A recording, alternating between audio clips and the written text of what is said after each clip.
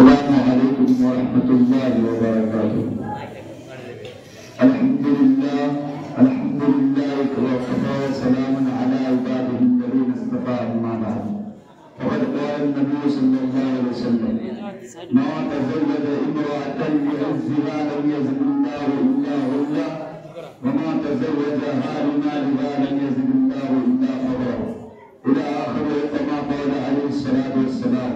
صدر محترم اور جوانوں اور سامعین کرام، اس وقت میرا موضوع صبح ہمارے معاشرے کا وہ ناصور ہے جس نے زندگی کی بنیادوں کو ہلا کر رکھ دیا ہے، سینکڑوں ہزاروں گھروں کو تباہ و برباد کر دیا ہے اور کتنے ہی جذبات کو نسل کر رکھ دیا ہے.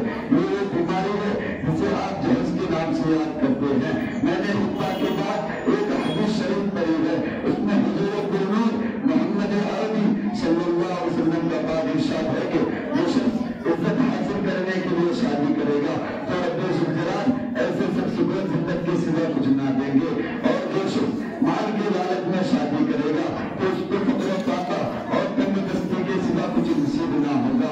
پیارے دوستو، آج ہندوستان کے اندر خاص طور سے ہمارے معاشرے میں جہیز ایک ایسا ناصور بن گیا ہے جو ایک بھی ہتھیار سے زیادہ خطرناک اور مہلک ثابت ہوتا جا رہا ہے. جہیز کی بنیاد پر ہندوستانی معاشرے میں روزمرہ اخبارات کے کردار بن کر یہ سرخیاں چھپتی ہے کہ فلاں شوہر نے اپنے سسرال والوں سے گنجائش نہ ملنے پر اپنی نئی نویلی دلہن کو جلا دیا، فلاں شخص نے مسیح جہیز کا مطالبہ پورا نہ کرنے پر بیوی کو موت کے گھاٹ اتار دیا.